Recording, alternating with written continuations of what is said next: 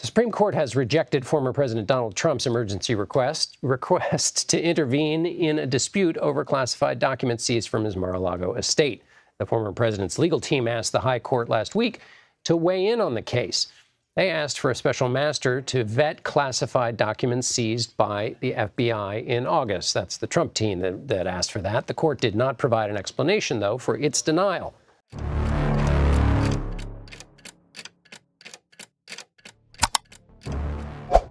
Todo comenzó con una expectativa sofocante, casi silenciosa, pero que flotaba en el aire como una tormenta a punto de estallar. Fuera del Tribunal Supremo de los Estados Unidos, la multitud se iba formando poco a poco, como si cada persona allí presente sintiera, sin saber explicar por qué, que algo mucho más grande que un simple juicio estaba a punto de suceder. Y así fue. Dentro de ese edificio de mármol blanco, rodeado de cámaras, policías y periodistas, lo que se desarrollaba era más que una audiencia técnica. Era el comienzo del mayor colapso jurídico de la presidencia de Donald Trump, un capítulo histórico en tiempo real que cambiaría para siempre la forma en que se ejerce el poder en el corazón de la democracia occidental. El silencio fue roto por la firme voz de la reportera que cubría los primeros minutos de la sesión. Describía un ambiente tenso, lleno de preguntas incisivas y de un malestar visible en el equipo legal de Trump. El abogado John Sauer intentaba desesperadamente convencer a los jueces de que el presidente tenía un poder casi ilimitado para imponer aranceles con el pretexto de proteger a la nación. Pero los ministros no estaban dispuestos a aceptar argumentos frágiles envueltos en retórica patriótica. La ministra Amy Coney Barrett, nombrada por el propio Trump, fue directa al preguntar si existía en alguna parte del código legal una base real para ese tipo de autoridad arancelaria. La respuesta fue evasiva, y en ese momento, sin que el público se diera cuenta, la base de la estrategia legal de Trump comenzó a desmoronarse. La Corte Suprema, la misma que él ayudó a moldear con sus nombramientos conservadores, estaba a punto de volverse contra él de forma implacable. Afuera, los partidarios esperaban confiados. Muchos estaban seguros de que la Corte protegería a su líder como siempre lo había hecho. Después de todo, Trump había nombrado a 3 de los jueces actuales. Pero lo que ocurrió dentro de aquellas paredes sagradas sorprendió incluso a los observadores más escépticos. El tribunal no solo rechazó los argumentos del expresidente, lo hizo de forma brutal, seca, definitiva. Una sola palabra salió como un martillo golpeando el centro del tablero político estadounidense: denegado, sin explicaciones, sin justificaciones, sin votos divergentes. Y eso, para quienes conocen los entresijos del Tribunal Supremo, significa algo profundo. Significa que ni siquiera hubo espacio para el debate interno. Ni siquiera los jueces que deben su presencia allí a Trump quisieron asociar sus nombres a este intento de eludir el sistema. Era el fin de una era de manipulaciones procesales. El colapso de una estrategia jurídica basada en el aplazamiento eterno, en los recursos de emergencia y en la creencia de que el tiempo, siempre él, salvaría al presidente de la responsabilidad. El impacto de la decisión fue inmediato. Fuentes internas revelaron que, dentro del equipo de Trump, el pánico se extendió como la pólvora. Llamadas frenéticas, gritos entre bastidores, asesores corriendo para preparar una respuesta política antes de que la narrativa pública se saliera de control. Pero ya era demasiado tarde. Las redes sociales hervían. La noticia se propagaba como un terremoto, sacudiendo las estructuras de un gobierno que aún intentaba fingir normalidad. Y entonces llegó el estallido. Una publicación de Trump en Truth Social revelaba el verdadero estado emocional de un presidente acorralado. Escribió que el juicio era una cuestión de vida o muerte para el país. Lo repitió 2 veces. Vida o muerte. No para usted, sino para toda la nación. Era el grito desesperado de alguien que sabía que su armadura se había roto. Y lo más simbólico era precisamente eso. El hombre que durante años había utilizado el sistema jurídico como escudo, ahora se veía desnudo ante él. La Corte Suprema no solo denegó su recurso, denegó su impunidad y lo hizo sin ruido, sin espectáculo, solo con la fría autoridad de la ley. El momento fue interpretado por los expertos como un punto de inflexión, un hito en la relación entre el poder ejecutivo y el judicial. Por primera vez en décadas, el tribunal más alto del país enviaba un mensaje claro y definitivo. Ni siquiera un presidente está por encima de la Constitución. Ni siquiera alguien que ayudó a formar el tribunal puede utilizarlo como trinchera contra la justicia. La reacción política no se hizo esperar. Los congresistas aliados de Trump se vieron en un callejón sin salida. Defender lo indefendible se convirtió en una carga. Las reuniones de emergencia se multiplicaron. La base republicana entró en modo de contención de daños. El ala demócrata, por su parte, vio una oportunidad histórica para mostrar al país que el imperio de la ley aún puede prevalecer sobre los abusos de poder. Y mientras tanto, Trump intentaba mantener la compostura. Hablaba de persecución, de conspiración, de golpe contra el pueblo, pero las palabras sonaban vacías. Su mirada era la de alguien que sabía que algo se había roto. La Corte Suprema, que durante tanto tiempo había sido vista como su último bastión, se convertía ahora en el escenario de su humillación pública. Y no era solo una derrota jurídica, era simbólica, era moral, era histórica. El juego del aplazamiento había terminado, la táctica de la dilación se había vuelto inútil. El Supremo simplemente se negó a participar en la farsa. Y eso lo cambia todo. Porque si el tribunal más alto del país dice que ya no hay escapatoria, entonces todos los demás niveles de la justicia comienzan a actuar con nueva confianza. Los engranajes, antes atascados por la política, ahora giran con renovada fuerza. Y Trump, acostumbrado a controlar el ritmo del sistema, ahora se ve arrastrado por él. Lo más irónico de todo esto es que Trump construyó su base política sobre la idea de la fuerza, del poder absoluto, del control sobre las instituciones. Y ahora, precisamente esas instituciones han comenzado a responder. La Corte Suprema no actuó como enemiga, sino como guardiana de la legalidad. Y eso, para alguien que siempre creyó ser invencible, es la mayor humillación posible. Una humillación que no se borra con un discurso, una humillación que pasa a la historia. Y si ha llegado hasta aquí, es porque también siente que hay algo muy profundo en juego. La verdad está siendo sofocada por narrativas manipuladas, pero aún respira. Y es por eso que existe este canal, para mostrarle, con valentía y contexto, lo que realmente está sucediendo. Si este contenido le ayuda a comprender mejor este momento caótico, deje su me gusta ahora. Y si aún no está suscrito, aproveche y suscríbase. Porque la verdad necesita más gente dispuesta a escucharla hasta el final, y su presencia aquí fortalece este espacio de lucidez en medio del ruido. Desde que Trump entró en la política, ha tratado al sistema judicial como una herramienta, no como un límite. Sus abogados, muchos de ellos pagados a peso de oro, pasaron años explorando cada laguna, cada ambigüedad legal, cada posible brecha interpretativa para retrasar, eludir o simplemente anular cualquier intento de responsabilizarlo por sus actos. La fórmula era simple y eficaz. Ante cualquier acusación, el primer movimiento nunca fue demostrar la inocencia.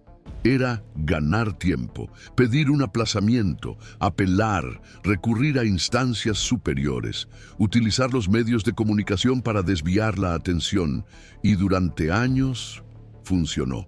No solo sobrevivió políticamente, sino que creció en popularidad entre una base que veía en cada movimiento legal, en su contra, una supuesta persecución, una prueba de que estaba enfrentándose al sistema corrupto en nombre del pueblo. Pero todo eso comenzó a desmoronarse con una sola palabra, procedente del tribunal más alto del país: denegado.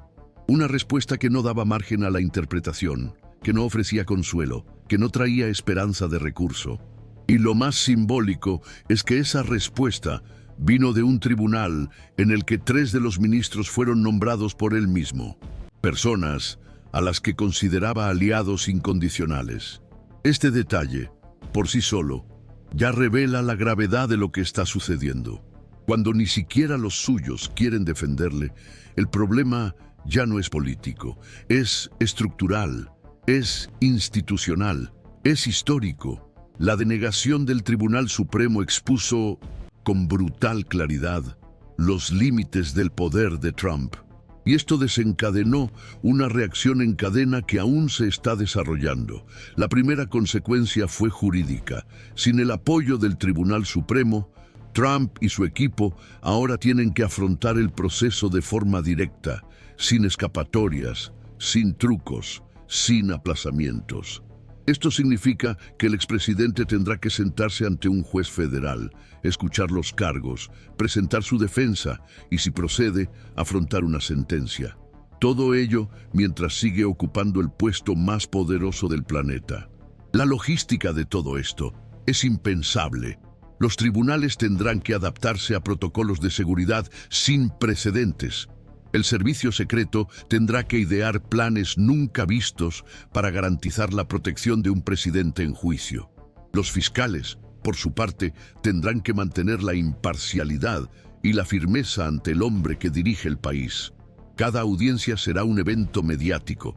Cada movimiento será analizado por expertos, por opositores, por partidarios, por gobiernos extranjeros. Nada de esto tiene precedentes. Estamos navegando en territorio desconocido.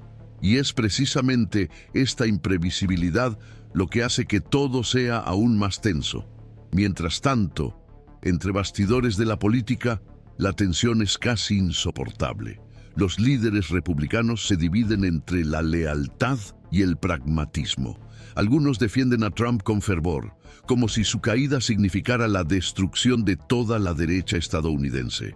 Otros, más cautelosos, comienzan a alejarse discretamente, tratando de salvar sus propias carreras de un naufragio inminente. En el Congreso hay quienes ya discuten alternativas. Los candidatos potenciales se mueven entre bastidores.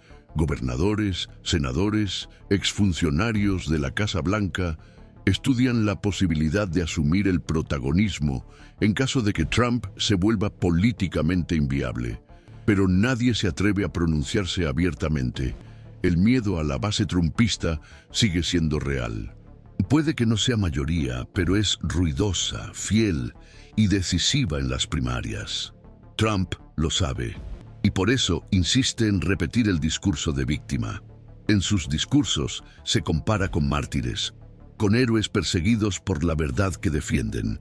Habla de guerra contra el sistema, en defensa del pueblo, pero cada vez menos gente le cree. La Corte Suprema no está compuesta por militantes, está compuesta por juristas conservadores, muchos de ellos con décadas de carrera impecable. Cuando incluso ellos dicen que ya basta, algo ha cambiado de forma irreversible. En las calles, el clima es de incertidumbre. Parte de la población está aliviada. Ve en la decisión del Supremo una chispa de esperanza, una prueba de que todavía hay instituciones que funcionan en el país. Otra parte, sin embargo, está en shock. No puede aceptar que su máximo líder sea tratado como cualquier ciudadano común ante la justicia. Y eso, para ustedes, es inaceptable. Las protestas comenzaron tímidamente, pero prometen crecer. Las organizaciones de derecha convocan manifestaciones. Los sitios web y perfiles extremistas aumentan el tono de la retórica. Hay un claro intento de convertir la decisión judicial en un levantamiento popular. Y eso preocupa, porque un presidente juzgado penalmente ya es un evento de enorme riesgo institucional. Si ese mismo presidente comienza a incitar a su base contra el poder judicial, los riesgos aumentan exponencialmente. Estados Unidos ya ha enfrentado episodios graves de erosión institucional. pero nunca con un presidente en ejercicio siendo directamente responsabilizado y aún así tratando de mantenerse en el poder utilizando la fuerza de la movilización popular. La inestabilidad política generada por esta situación es incalculable. El mercado financiero ya comienza a reaccionar. Las bolsas oscilan. Los inversores extranjeros muestran cautela. Las agencias internacionales cuestionan la capacidad de gobernabilidad del país. Los líderes mundiales siguen todo con atención. Y en medio de todo esto está el pueblo estadounidense tratando de entender lo que está sucediendo y lo que aún puede suceder. Los medios de comunicación tradicionales intentan mantener el control de la narrativa, pero se enfrentan a una desconfianza creciente. Las redes sociales se convierten en el principal campo de batalla. Videos, memes, noticias falsas y teorías conspirativas se difunden a una velocidad impresionante. La desinformación crece y hace aún más difícil comprender los hechos reales. Es en este contexto donde la decisión del Tribunal Supremo cobra aún más importancia, porque representa un punto de inflexión, un hito, un límite impuesto a alguien que durante años creyó estar por encima de todos los límites. El mensaje enviado por el tribunal es claro: la Constitución sigue vigente. El sistema jurídico aún es capaz de resistir, pero la batalla está lejos de terminar. Trump luchará con todas sus armas, explotará cada espacio en los medios de comunicación, intentará cooptar a los jueces, presionará a los políticos, movilizará a las multitudes. Sabe que su supervivencia política depende de la narrativa que logre sostener en los próximos meses. Y por eso, la guerra de la información será tan o más importante que la batalla en los tribunales. Los próximos pasos de este proceso definirán no solo el futuro de Donald Trump, sino el futuro mismo de la democracia estadounidense. La forma en que el país reaccione a este momento histórico será estudiada, debatida y recordada por generaciones. Si las instituciones resisten, si el proceso se desarrolla con justicia y transparencia, Estados Unidos saldrá fortalecido. Pero si ceden a la presión, a la manipulación, al chantaje emocional, el daño puede ser irreversible. Nos encontramos ante uno de esos momentos que dividen la historia en un antes y un después, y con cada decisión que se toma, con cada palabra que se dice, todos estamos construyendo este nuevo capítulo. Y usted, que está aquí viendo, escuchando y tratando de entender lo que realmente hay detrás de los titulares, es parte de ello. Porque solo con información veraz, con conciencia crítica y con el valor de afrontar los hechos, podremos atravesar tormentas como esta. Por eso, si aún no ha dejado su comentario, este es el momento. ¿Cree usted que un presidente debe responder como cualquier ciudadano cuando comete un delito? Comente aquí abajo. La ley también se aplica a quienes están en el poder. Su voz importa. Y cuando comenta, ayuda a otras personas a reflexionar. La verdad necesita aliados. Y estamos juntos en este viaje. Mientras Estados Unidos se sumerge en uno de los momentos más impredecibles de su historia reciente, lo que se ve es una nación frente al espejo, obligada a afrontar las grietas que han sido ocultadas por discursos, por promesas de grandeza y por un nacionalismo que a menudo ha servido más para dividir que para unir. La decisión del Tribunal Supremo de denegar, sin ninguna explicación, el último recurso legal de Donald Trump no fue solo un acto técnico, fue un hito simbólico, que incluso quien ocupa el cargo más poderoso de la República no es inmune a las consecuencias de sus actos. Y lo que viene a continuación está lejos de ser solo un proceso judicial.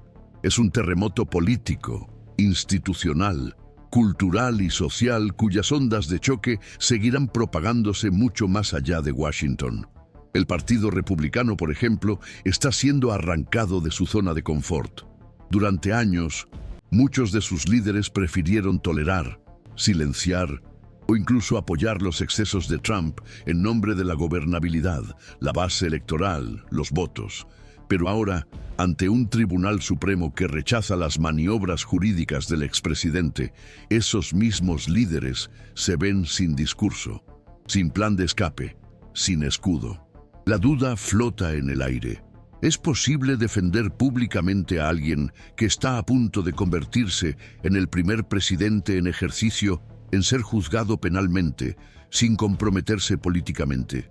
Muchos ya han comenzado a reposicionarse. Figuras tradicionales del partido adoptan un silencio calculado. Otros prueban narrativas de transición, señalando la necesidad de nuevos rumbos, sin atacar frontalmente al expresidente. El juego político se convierte en un ajedrez arriesgado, donde cualquier movimiento puede costar votos, aliados o credibilidad. Por otro lado, el ala más fiel a Trump reacciona con indignación. Hay quienes dicen que la Corte Suprema ha sido cooptada, que los jueces nombrados por él se han doblegado ante el sistema, que la democracia está siendo secuestrada por tecnócratas, y en esta narrativa de persecución, Trump encuentra combustible para mantener a su base encendida, movilizada, lista para luchar. El discurso de victimización se convierte en una estrategia de supervivencia. Pero el problema es que esta vez el enemigo no es un partido, no es la prensa, no es un denunciante solitario. Es el propio sistema judicial, que ahora actúa con una contundencia que no puede ignorarse.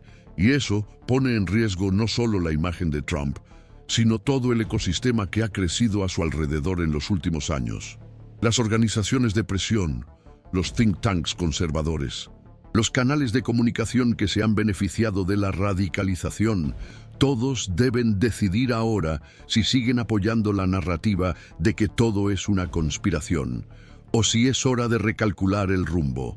Fuera de las instituciones, el impacto se extiende a la vida cotidiana.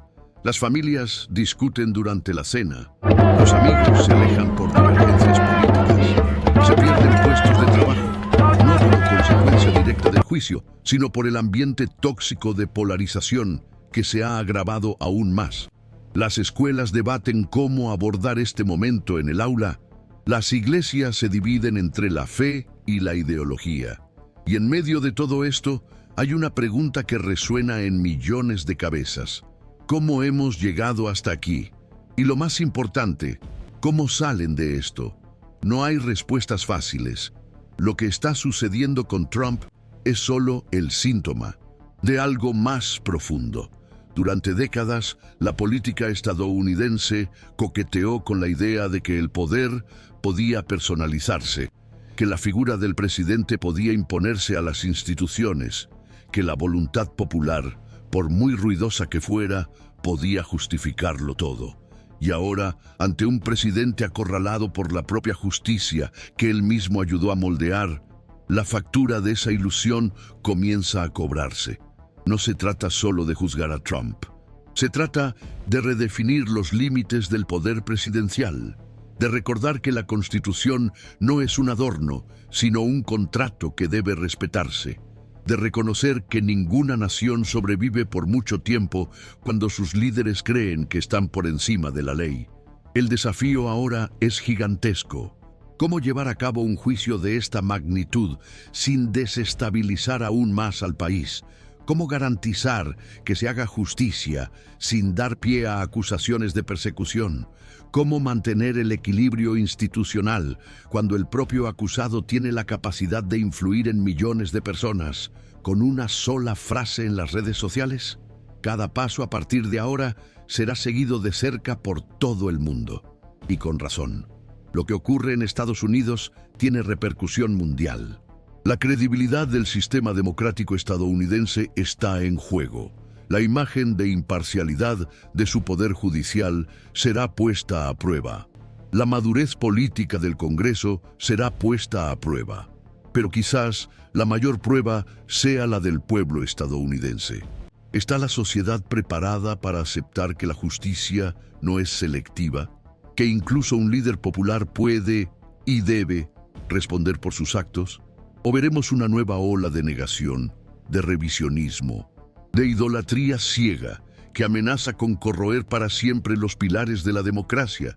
El tiempo lo dirá, pero lo que ya se puede afirmar con certeza es que el día en que la Corte Suprema dijo no fue el comienzo de un nuevo capítulo. Un capítulo incierto, tenso, lleno de riesgos, pero también lleno de posibilidades, porque si se lleva a cabo con seriedad, este proceso puede representar un giro histórico en la cultura política estadounidense. Puede ser el momento en que el país, finalmente, enfrente sus contradicciones, sus excesos, sus ilusiones de impunidad. Y más que eso, puede inspirar a otras democracias del mundo a hacer lo mismo, a comprender que el poder no puede ser un escudo contra la responsabilidad, que la popularidad no debe utilizarse como moneda de cambio para escapar de las consecuencias, y que las instituciones, cuando actúan con valentía, todavía tienen el poder de hacer historia. Pero para eso, es necesario que cada persona también haga su parte, y eso comienza con la información, con la conciencia, con la participación. Por eso, si ha llegado hasta aquí, ya ha demostrado que forma parte de una minoría que todavía cree en el valor de la verdad, y esa verdad debe difundirse. Comparta este video con quienes necesitan entender lo que realmente está sucediendo. Dele a me gusta, comente, discuta, no deje que la mentira se imponga. Su voz tiene poder. Y cuando miles de voces se unen, el ruido de la verdad se vuelve imposible de ignorar. Este canal es más que un espacio de análisis. Es un espacio de resistencia, de ciudadanía, de esperanza, porque incluso en medio de la mayor vergüenza presidencial de la historia de los Estados Unidos, todavía es posible construir algo nuevo, algo más justo, más humano, más verdadero. Y si depende de nosotros, eso ya ha comenzado.